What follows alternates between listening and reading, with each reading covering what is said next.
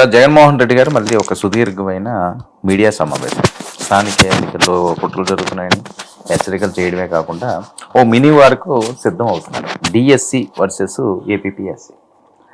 వాస్తవంగా ఈ రోజు అయితే దీన్ని ఇచ్చేవా ఆయన ఏపీపీఎస్సిలో నిన్న చంద్రబాబు నాయుడు శాసనసభలో మాట్లాడుతున్నప్పుడు చెప్పారు, మీరు పారిపోతున్నారు, ఏపీపీఎస్సిలో ఇష్టానుసారం అర్హులు కాని వాళ్ళతో మామూలు వాళ్ళతో బైండర్స్తో కూడా మీరు ఏదో దిద్దించారు, పేపర్లు వాల్యుయేషన్ చేయించారు.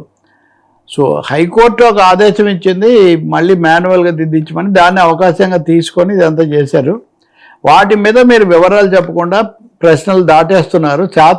దమ్ముంటే మీరు అసెంబ్లీకి వచ్చి జవాబు చెప్పాలి. అది చంద్రబాబు నాయుడు నిన్న శాసనసభలో మాట్లాడారు.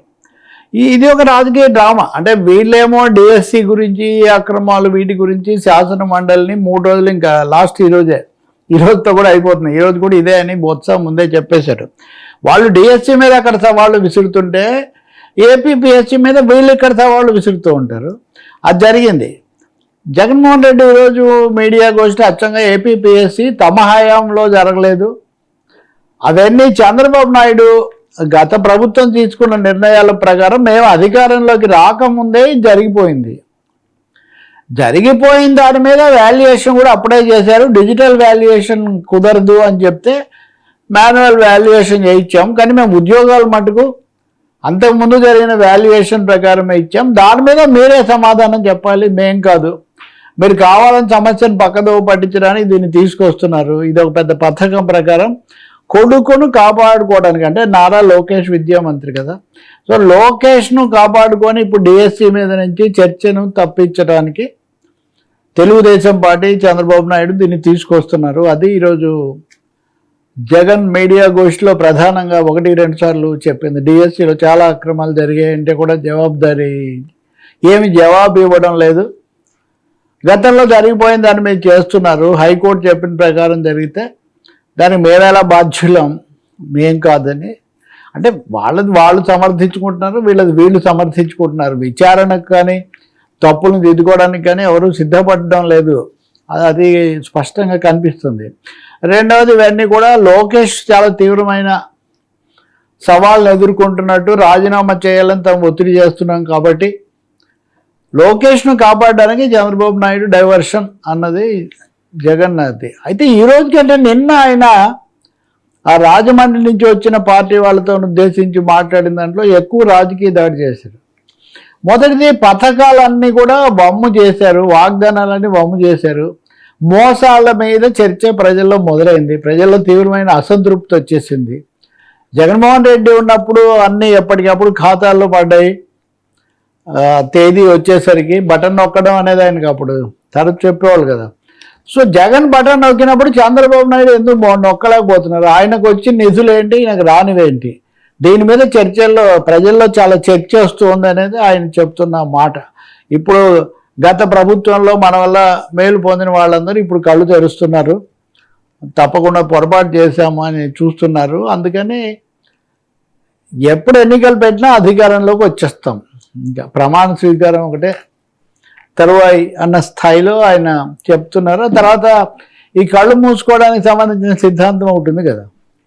ఇప్పుడు ఇంకా అయిపోయాయి 2 ఏళ్ళు, ఏడాదిలో నా పాదయాత్ర, తర్వాత ఏడాదికి ఎన్నికలు వస్తాయి కాబట్టి ఇంకొక ఏడాది కళ్ళు మూసుకుంటే ఇవన్నీ అయిపోతాయి. కళ్ళు మూసుకోవడం కూడా పూర్తిగా లేదు, ఎందుకంటే స్థానిక ఎన్నికలు ప్రకటించబడుతున్నాయి, మున్సిపల్ ఎన్నికలు, కార్పొరేషన్లు, అలాగే స్థానికంగా గ్రామీణ జిల్లా పరిషత్లు, మండల పరిషత్లు, ఇవన్నీ కూడా. అందుకని వీటి మీద ఇప్పుడు ఫోకస్ ఉన్నట్టుంది. యుద్ధం చేయాల్సిందే, యుద్ధానికి సిద్ధం కావాలి. ఎన్నికలు ఎప్పుడు జరిగినా మనమే గెలవాలి, మళ్ళీ రాష్ట్రంలో కూడా మనమే అధికారంలోకి రావాలి. ఈ విషయంలో రాజీ లేదు. But at the same time Chandrababu Naidu అనేక ప్రలోభాలు పెడతాడు, లోబరుచుకుంటారు, పోలీసులను ప్రయోగిస్తారు, మన మీదకి కుట్రలు చేస్తారు. వీటన్నిటిని కూడా తట్టుకోండి, వీటన్నిటిలో నేను తోడుగా ఉంటాను, పార్టీ మీకు తోడుగా ఉంటుంది, కాబట్టి ఎన్నికల్లో గెలిచి తీరాలి, at any cost we should win అని చంద్రబాబు నాయుడు వ్యూహాలు లేకపోతే ఎత్తుగడలు వాటిని వమ్ము చేసి మనం గెలవాలి అన్నది ఆయన ఇచ్చే పిలుపు. ఇందుకోసం రెండు ఆయన చెప్పేదంటే రాజకీయ కుట్రలు జరుగుతాయి, లేనిపోయినవి చేస్తారు. రెండోది పోలీసు యంత్రాంగాన్ని పూర్తిగా దుర్వినియోగం చేస్తారు. గతంలో కూడా అలా చేశారు. పోలీసు యంత్రాంగం మీద జగన్ తీవ్రమైన దాడి చేశారు. అంటే గంజాయి వాళ్ళే అమ్ముతున్నారు, మత్తు పదార్థాలతో దొరికిపోతున్నారు. వీటన్నిటినీ కూడా ఎంత చెప్పినా కానీ ప్రభుత్వం ఉద్దేశపూర్వకంగా గాడి తప్పింది, పోలీసు వ్యవస్థ గాడి తప్పింది అన్నది జగన్ చేస్తున్నటువంటి అతి తీవ్రమైన ఆరోపణ. కొంతమంది అధికార కూటమి సభ్యులు కూడా అప్పుడప్పుడు మాట్లాడిన మాటలు, కొంతమంది మంత్రులు ఇవన్నీ కూడా తీసుకొని వచ్చి పోలీసు వ్యవస్థ గాడి తప్పింది, వాళ్ళతో కుట్రలు చేయించి వైసీపీని దెబ్బతీయాలని చూస్తున్నారు. మన మీదేమో అక్రమ కేసులు బనాయిస్తున్నారు, వాళ్ళనేమో వదిలేస్తూ ఉన్నారు. ద్వంద్వ ప్రమాణాలు, డబుల్ స్టాండర్డ్స్ పాటిస్తున్నారు. ఇప్పుడు రాజమండ్రిలో డాక్టర్ ప్రియాంక ప్రమాదం అని వెంటబడి మరి 1-2 సార్లు ఢీకొని తాగుబోతు మత్తులో ఉన్న వాళ్ళు చంపేశారు. కానీ దాని మీద ఏం విచారణ లేదు కదా. అదే సీదిరి అప్పలరాజు విషయంలో ఎలా చేశారు, ఆయన కుమారుడి విషయంలో వాళ్ళ ఎమ్మెల్యేది ఇంకోటి ఏం చేశారు. కాబట్టి పథకం ప్రకారం అధికార యంత్రాంగాన్ని, పోలీస్ యంత్రాంగాన్ని గాడి తప్పించి వైసీపీ మీదకి పురికొల్పుతున్నారు.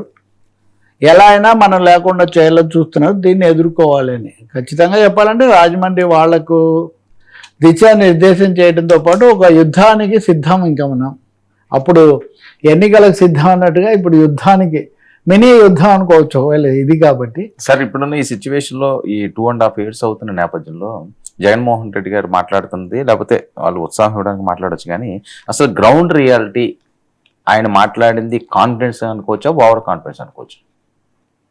కాన్ఫిడెన్స్ ఓవర్ కాన్ఫిడెన్స్గా మారుతూ ఉంది. ఓవర్ కాన్ఫిడెంట్గా ఇంకా అంతా అని చెప్పలేం, కానీ అసంతృప్తి, కొన్ని పథకాలు అమలు జరగలేదు, కొన్ని పాక్షికంగా అమలు జరిగాయి, ఇట్లాంటి అసంతృప్తి ఉంది. నిన్న కూడా చెప్పాను నేను మీకు, స్థానిక ఎన్నికల్లో ఇది రిఫ్లెక్ట్ అవుతుంది, ముఖ్యంగా మున్సిపాలిటీల్లో. ఇప్పుడు ప్రభుత్వము ప్రత్యక్ష ఎన్నికలను పెడుతుంది. సో ఒక నగరంలో, ఓ పెద్ద నగరంలో ఓట్లు వేయడం అంటే అందరూ వచ్చి పార్టీ గుర్తుకు ఓటేయడమే అవుతుంది దాదాపు. సో అప్పుడు ఏమవుతుంది, ఖచ్చితంగా ప్రభుత్వం మీద ఉన్న అసంతృప్తి అన్నది ఎన్నికల్లో ప్రతిబింబించే ఒక అవకాశం ఉంది. లేదు ఈ ఎన్నికల్లో కనుక టీడీపీ కూటమి నెట్టుకొచ్చేసింది అనుకోండి, అప్పుడు చూశారు కదా, ఇంకా దాదాపు ప్రభుత్వానికి చాలా తీవ్రమైంది. ఈ స్థానిక ఎన్నికలు వైసీపీ కంటే టీడీపీకి పెద్ద సవాలు ఖచ్చితంగా, ఇంకా అందులో రెండో సందేహమేం లేదు. టీడీపీకి సవాల్ అనడంలో ఒక విధంగా వైసీపీ నుంచి వచ్చే రాజకీయ ప్రత్యర్థి నుంచి వచ్చేది ఒకటైతే, ఇటు అంతర్గతంగా కూడా జనసేన అనండి, బీజేపీ అనండి, వాళ్ళు కూడా కొంచెం సనుగుడు ఉంది కాబట్టి అది కూడా ప్రభావం చూపిస్తుంది. అయినా జగన్ ఇప్పుడు జాగ్రత్త కోసమే కదా కుట్రలు పన్నుతారు, ప్రలోభాలు పెడతారు, మీరు వాటికి లోబడకూడదు, లోబడతారేమో అని ఏదో సందేహంగా ఉండబట్టే కదా ఆయన చెప్తూ ఉన్నారు. కాబట్టి ఖచ్చితంగా ఇది ఒక గ్రౌండ్ టెస్ట్ అవుతుంది.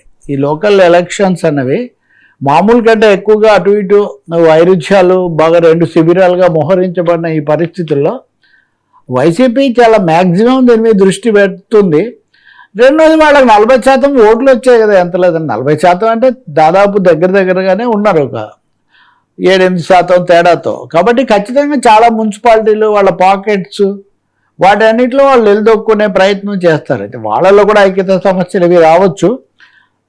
చంద్రబాబు నాయుడుకు, లోకేష్కు, తెలుగుదేశం నాయకత్వానికి ఇది ఒక గట్టి సవాల్ అవుతుంది ఎన్నికల మధ్యలో రావడం. అయితే ఈ రిజర్వేషన్లు ఇవన్నీ జరిగి అవుతాయా, ఏమన్నా వాయిదా పడుతుందా అంటే, ముందు మున్సిపల్ ఎన్నికలు అంటున్నారు, అది కూడా మున్సిపాలిటీలు కార్పొరేషన్లలో ప్రత్యక్ష ఎన్నికలు అంటున్నారు. కాబట్టి వీటి ప్రభావం తర్వాత జరిగే స్థానిక గ్రామ పంచాయతీలు వాటి మీద కూడా పడుతుంది. నేను ఖచ్చితంగా ఆంధ్రప్రదేశ్ రాజకీయాలు బాగా వేడెక్కుతాయి. గతం కంటే, గతంలో కోవిడ్ అనంతరం ఉన్న రకరకాల ఒత్తిళ్లు, ఎన్నికల సంఘానికి ప్రభుత్వానికి మధ్యలోనే గొడవ ఉన్న పరిస్థితుల కంటే ఇప్పుడు నేరుగా ఒక రాజకీయ యుద్ధమే జరుగుతుంది. ఈ యుద్ధంలో నేను అనుకోవటం ఇప్పుడు 11 స్థానాలే ఉన్నాయి కదా, 11 స్థానాల కంటే ఖచ్చితంగా మెరుగవుతుంది వైసీపీ. ఎన్ని వస్తాయనేది వేరే విషయం, కానీ ఆ రోజున హోదావారీగా జరిగిన శాసనసభ ఎన్నికలు పైన 2 కేంద్ర రాష్ట్ర అంటే పార్లమెంటు, అసెంబ్లీ జరిగినప్పటి పరిస్థితులు, అలాగే ఈవీఎంల మీద కొన్ని ప్రశ్నలు ఇవన్నీ అప్పుడు వచ్చాయి. దాంతో పోలిస్తే 2 ఏళ్ల తర్వాత అధికారంలో ఉన్న పార్టీ కొంత అసంతృప్తి అసంతృప్తి పెరగడం, రెండోది వీళ్ళు కొంచెం రకరకాలుగా నిలదొక్కునే ప్రయత్నాలు ప్రజల్లో ఉండేవి అన్నీ కూడా కలిసి కొంత మెరుగుపడ్డాం. ఎంత వచ్చినా అంతే కదా, ఇప్పుడు 11 నుంచి ఎంత వచ్చినా ఎక్కువే కదా, అలా ఉంటుంది వైసీపీ పరిస్థితి.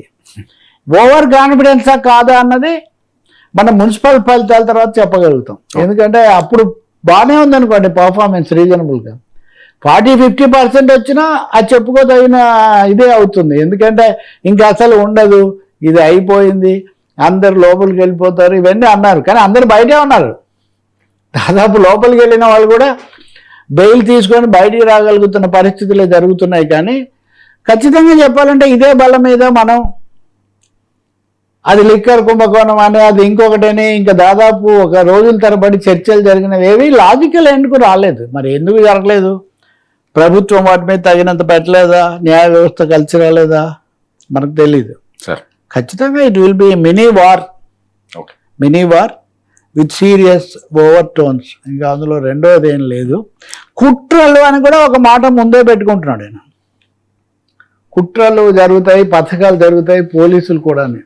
ఒకవేళ తప్పనిసరి అయితే ఇదిగో మేము ముందే చెప్పాం కదా ఇవన్నీ పథకాలు అని కూడా చెప్పొచ్చు. సార్ జనసేన బస్సులో మళ్ళీ విశాఖ వివాదం. విశాఖ అన్నది 3వ రోజు కూడా వరుసగా శాసనసభలో అండి. మొన్న జరిగింది, నిన్న కూడా మళ్ళీ విశాఖ